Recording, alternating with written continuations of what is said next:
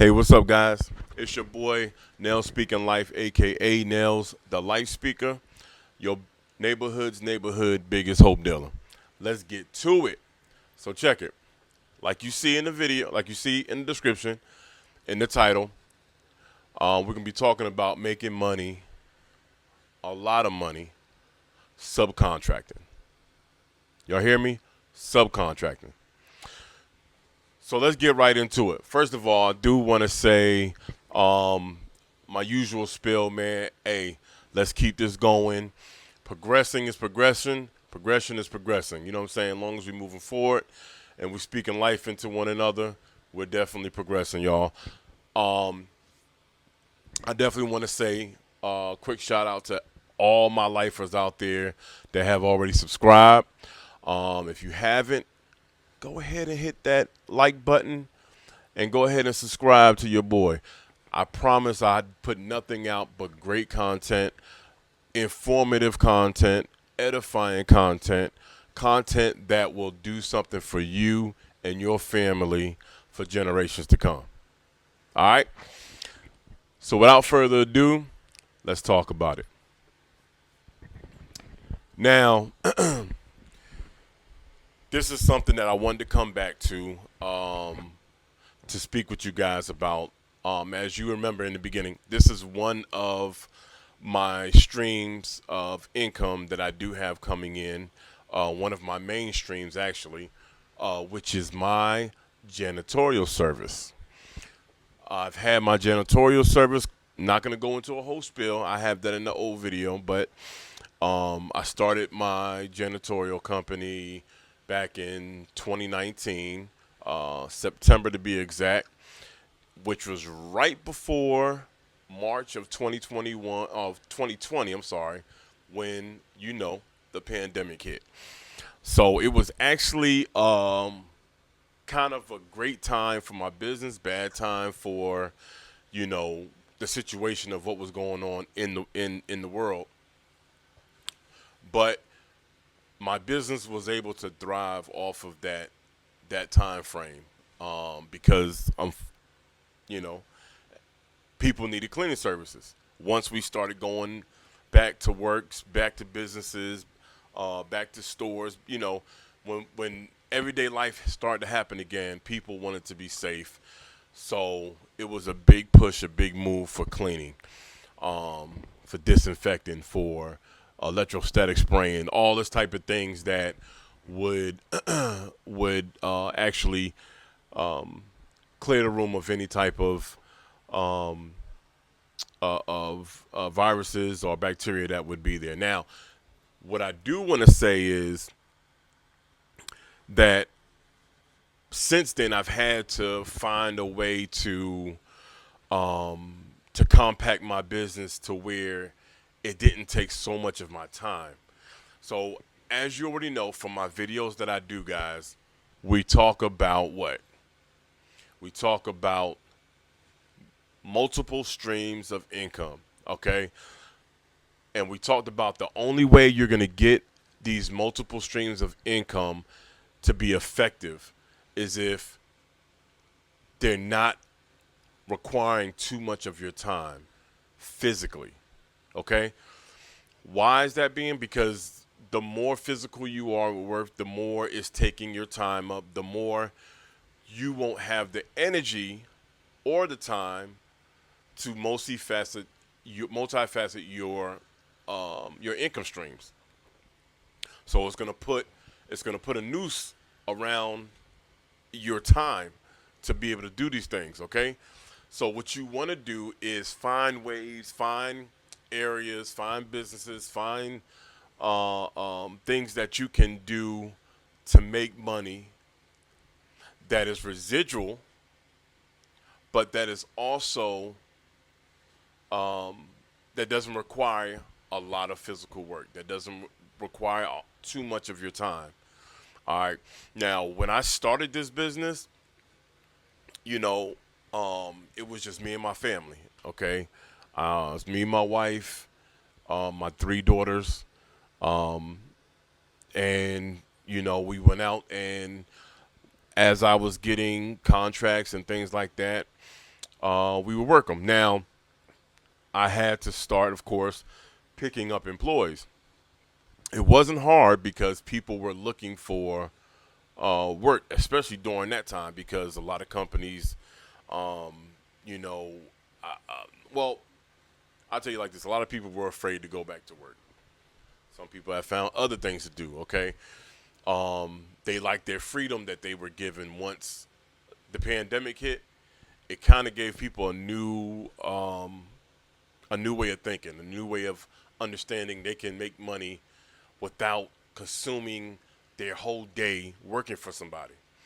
Now, what I would do is, when I would get these contracts, instead of having, let's say, employees that work so many hours a day and blah blah blah, a lot of these contracts that I was getting was they were not like, some of them were everyday contracts, but they were not like multiple hours.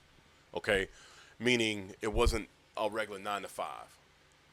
These were jobs that were considerably maybe, but anywhere between 2 to 4 or 5 hours. All right,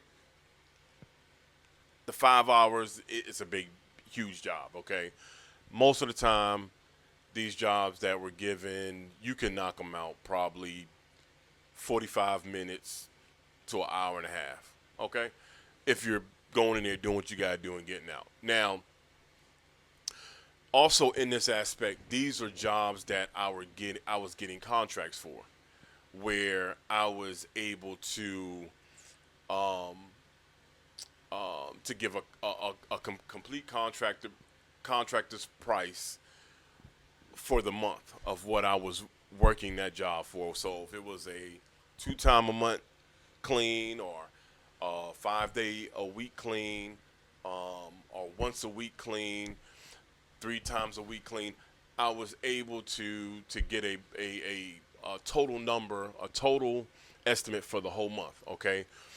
Um, Now, what this allowed me to do also was to subcontract. All right. Now, this is what you got to, this is a big word now. This is a word that is very important, that will give you your freedom. All right. I would subcontract um, these jobs out to people that I would hire. All right. So instead of them just being an employee for me, they were a subcontractor of mine. All right. So what this also did, it was good on both halves, because it allowed me to keep and maintain my freedom, but it also allowed the person that was working for me to have their freedom also. Let me explain. Let's say I had a job that was every week clean, every day clean, I would say. Um, the job would most likely consist of going in after hours, after the business closes, all the employees are gone. I would be given access, whether it be key card, key, uh, punch code, to get into the building after hours. Now, once in the building, do my spiel, do my job, I'm out. Okay. Now, the people that I would hire, that I would sub these jobs out, let's say, for instance, my job was ballpark $1,000 a month for that clean. All right. What I would do is subcontract it out to whoever I was given the job to, for one basic price. All right. So um, it's my job. So of course I'm not going to split it 50-50. All right. Let's be real. This is how you make money. But I would make sure that, for one, this is a big thing, guys. I would not I would not sell myself short and underbid. So any job that I was given and I took, I would make sure I was comfortable with the pay, and that it was enough that would be able to support myself as well as whoever I hire. Okay, because if it doesn't make If it doesn't make money, it doesn't make sense. All right. So in this, like I said, I would, whether it be 60-40, 70-30, however, we work that out. That would be what they would make, okay? But this is how I would work it. I would give them the access to the building, go in, do a walkthrough, show them everything that has to be done. I even supplied the material and cleaning supplies and all that stuff. Most of the time, I was able to keep it there at the actual work site. They would go in, it'll be in a closet. They get the stuff clean. They out about their business. Now, whatever time frame, a lot of these jobs, they were after hours, but they allowed you to clean all as long as the building was clean before they came in the next morning. You were good. Most of them, all right, unless they had some like when I had banks were like real funny with that because they would have a master alarm code that would be set by a certain time. If you're not out that building, you're stuck in that building. The banks don't play. But most of the other jobs, you could do however you want to do it. You know what I'm saying? If it worked out better to go in at 9 o'clock, because that was my free time, go in 9 o'clock and do it. Go in 11 o'clock. Go in 12 o'clock.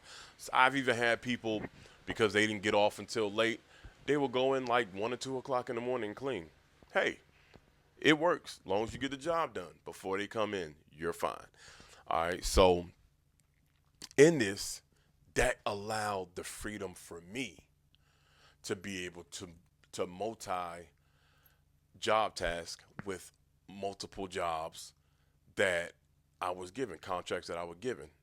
Not only that, but I could do other things. All right, I could concentrate on other areas of income streams that I wanted to make. Um, it gave me the freedom to find other jobs and things like that. So, um, long story short, in that we're talking about the subcontracting part of it. Okay, now this was the first initial part of my subcontracting that gave me that freedom. All right, I'm a thinker. I like expanding. I like taking things to new heights. And if I can make things simpler or easier, but also if I can make it worth my while, I'm gonna do it. I'm gonna do it. So this led me to as time went by, especially once the whole pandemic situation was finally over and people got back to their regular jobs and regular way of life. Um, a lot of these companies didn't keep the cleaning companies on. All right, um, they downsized it or it changed. Things went back to normal. People didn't need the in-depth cleaning that they were getting prior to, right? But not only that, but a lot of people, let's be real, started finding their own way. They you had a lot of people that didn't go back to the work because for a long time there was a huge problem with companies finding employees because employees at this point they all on social media, they all making money at home, working from home, doing all this stuff. Excuse me, I got choked up. Where they didn't have to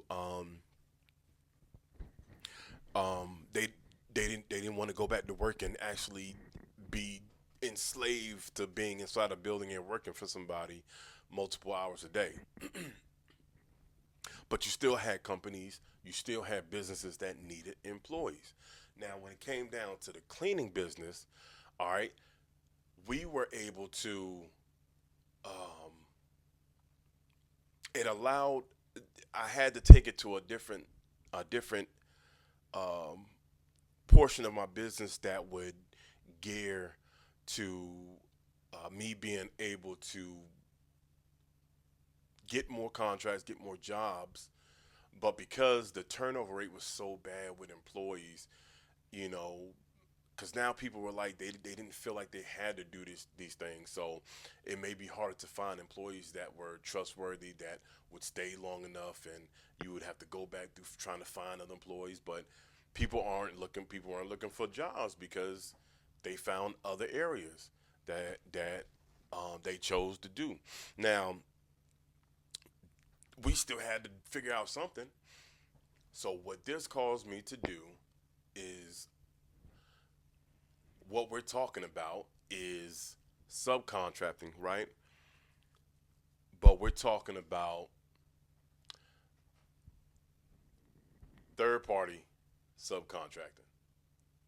Now, what I mean by this is, not only am I, all right, so prior to this, like I told you, I was finding people that wanted to work, and instead of hiring them on as specific employees, I would hire them on as subcontractors. So I would give them these jobs for a portion of the contract price, and let them get them the keys and everything, and let them do what they got to do. I still had to check behind them. I still had to be in contact, because it's my contract initially. So I still had to be in contact with the client. I still had to answer emails, make sure everything is going good, all that good stuff, right? But I can do that from the comfort of my home, or I can stop by the job once a week, or however. All right. Now, the third party contracting, how that came about was because people just weren't looking for that extra job anymore, or wanting to do this. So the smart thing was to actually find people that were already in the business and sub it out to them. What do you mean by that, Life?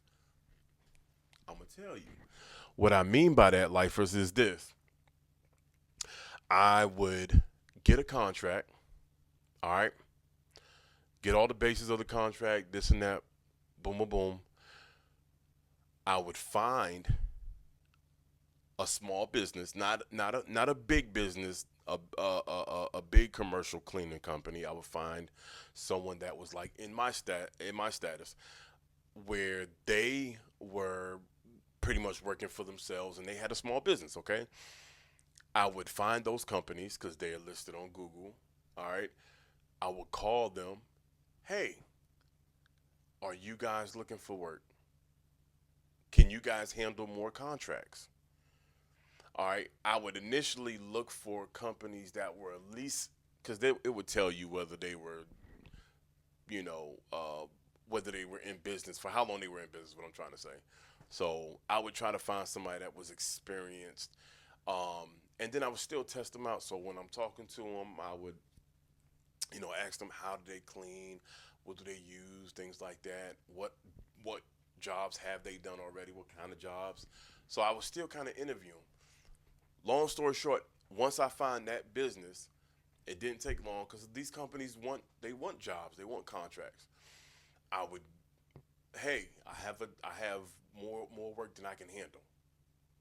Talking about myself, I have more work than I can handle, and I'm looking for companies that are willing to take on some of these contracts. Yeah, sure. Hey, man, yeah. What do you got? What you got? Boom. Get with them, do the walkthrough.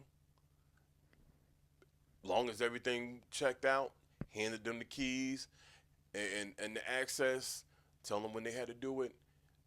Boom, they they ran that job, but it was still my job. Okay, so I still had to check in with the client, still had to answer any questions. Client still emailed me, still had to call them if there was anything. Hey, you guys, there was an issue with the clean yesterday. Blah blah. I'm getting an email from them. Hey, fine, we'll get it, we'll fix it. So it's just like having a, but you don't have to go and find people that want to work. These people are already in position to work. A lot of times they had and that's the other thing. They already had their supplies and equipment, so I didn't have to use my stuff unless they needed it. But most of the time, hey, I clean with this. As long as they used the proper things, I was fine with it. Save me the hassle, save me the time, save me the trouble. But what I like about this third party subcontract, you can do with almost any service out there. Plumbing, electrical, um, power washing, landscaping, um, anything you can think of that doesn't require them to have a particular license or something like that. Okay, and even in that case, you just have to go a couple more steps to make sure they do. But initially, in this case, bro, you know what this actually did? It allowed me to have access to say, you know what, I can pull contracts out of state, out of my area. Because now I can call companies in that area, because there's plenty of them, and say, hey, I got a job. Are you looking for work? Same thing, same old. Now, the only thing I probably couldn't do is do a walkthrough. I would set up a walkthrough between the company, the subcontractor that I called, and the client. And told them I got some people coming in. They're going to do the walkthrough with you, set it up, the whole thing, boom, boom. They work out the details. It's a done deal. Still my contract, still my bid. They still pay me, and I pay my subcontractor.